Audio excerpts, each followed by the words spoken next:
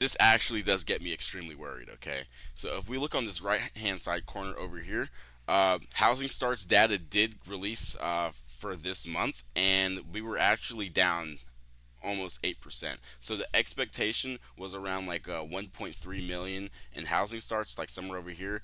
We actually contracted once again to 1.31 million. And oh, 1 second. Let me try and fix.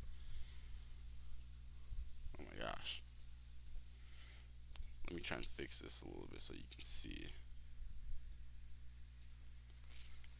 All right, whatever. I'm not going to touch anything else. But housing starts are contracting, all right?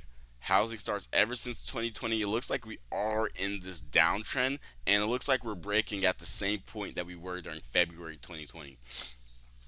Can a recession happen? Okay, I think it's actually pretty probable now, if I'm being quite honest. When you see housing starts contract, you see bond prices start to go up, and then you see the dollar look like it's a little volatile and yields breaking to the upside.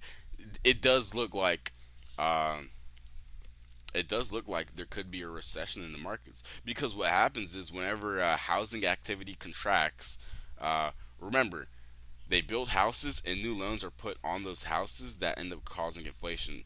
If the opposite were to happen, whenever housing starts breaks these long-term trend lines, like let's say there's clearly like a bunch of there's a mode or like an average number in this area.